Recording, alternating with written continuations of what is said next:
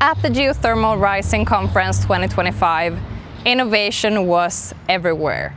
From technology and drilling to permitting and policies, all of this will determine how fast and how far we will go.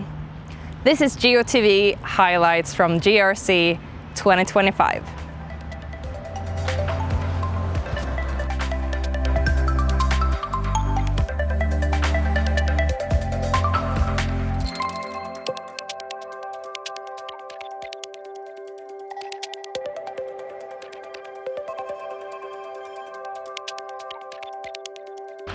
Welcome back to GeoTV. My name is Gabriella Skog. I'm here in Reno wrapping up after a week of the Geothermal Rising Conference 2025.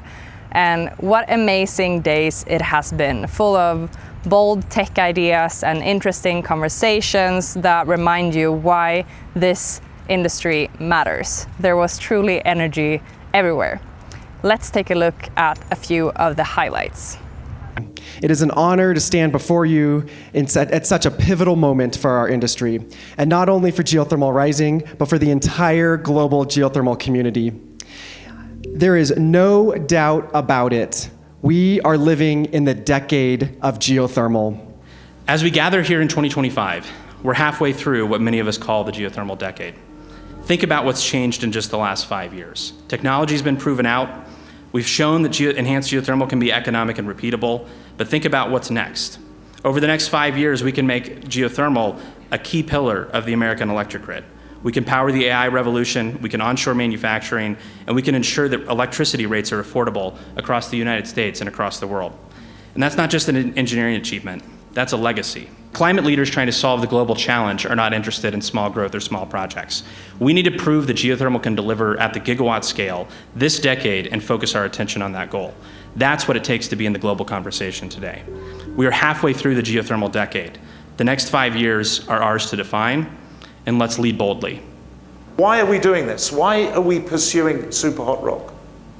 It's because the mission of our company has always been about making geothermal power work anywhere.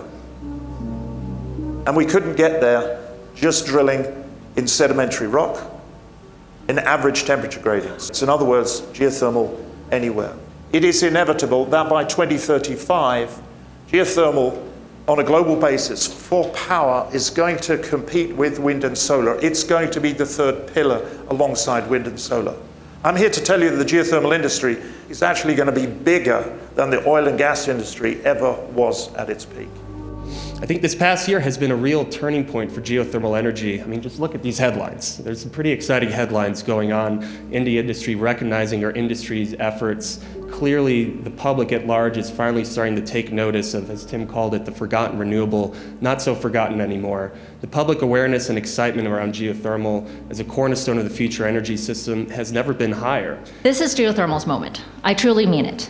We're at an inflection point for the future of clean energy.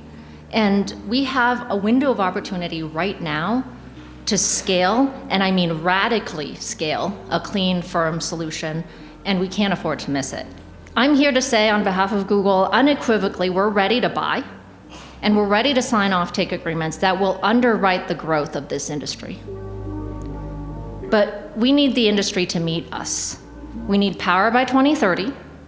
We need you to think bigger than the 10, 20, even 50 megawatt projects that we're seeing out there on the market.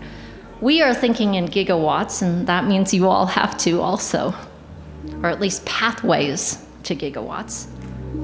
So to all the new geothermal developers in the room, you're doing the right thing. We want to hear from you. We want you to scale faster.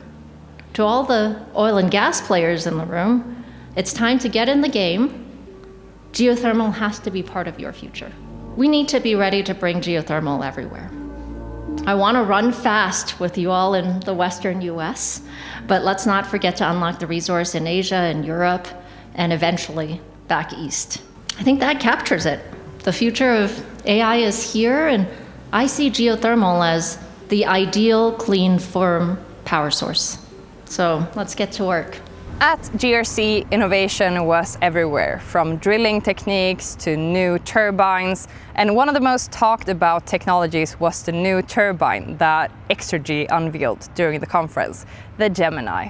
I had the true pleasure of sitting down with Giorgia Ruffato, the engineer behind the concept. So what makes a Gemini turbine a breakthrough for a geothermal power application is the fact that it gives Exergy the possibility to exploit a very high power, up to 60 megawatt, mainly due to the fact that the worldwide demand in the last few years require very high mass flow rates that for our turbine was quite difficult for just a single turbine. So this is a breakthrough because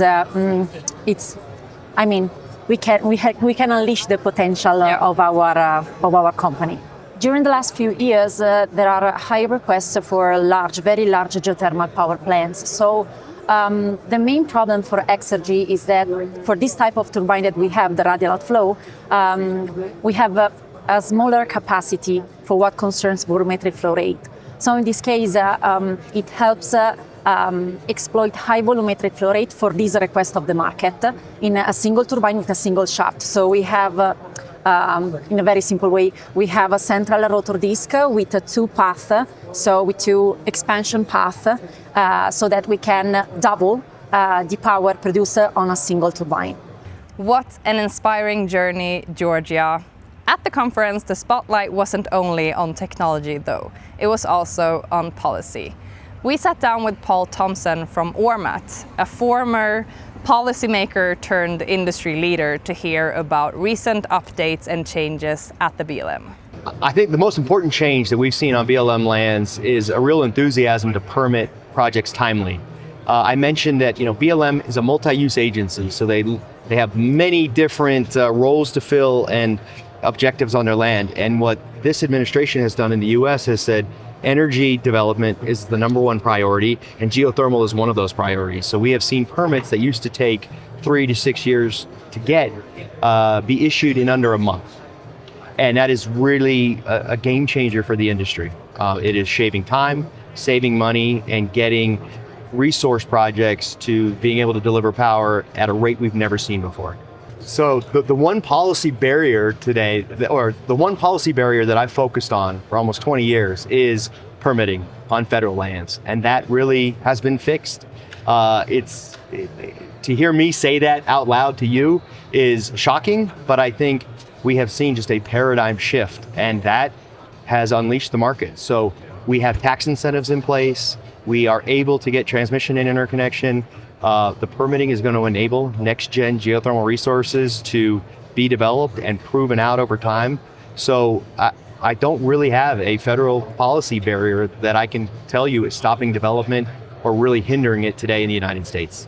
After a full week of deep dives into technology and drilling and policy and the future of geothermal, it's nice to end on a lighter note. We asked a few people to join us for a minute of geothermal, this or that. Hot spring soak or power plant tour? I would much prefer a hot spring soak. Like the Blue Lagoon in Iceland. Yeah. Okay. Fieldwork boots or office data scripts? Office data, yeah.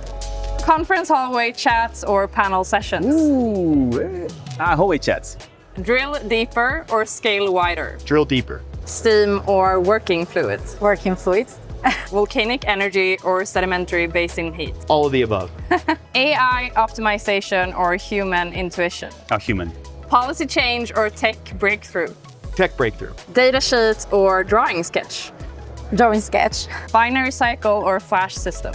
Binary. More transparency or more flexibility? More flexibility. Slow and steady or fast and risky? Fast and risky. Early mornings or late night problem solving? Early morning. Networking or napping? I'd say networking, although I can very much use a nap right now. Data or drama? I want to say drama, but it has to be data. Come on. Well, we do love ourselves a bit of drama here at GeoTV. If you have a story or a project that you think we should feature, don't hesitate to reach out. From Reno, this has been GeoTV highlights from the GRC 2025. My name is Gabriella Skog. Thanks for watching and see you next time. Until then, the Earth has power. Let's switch it on.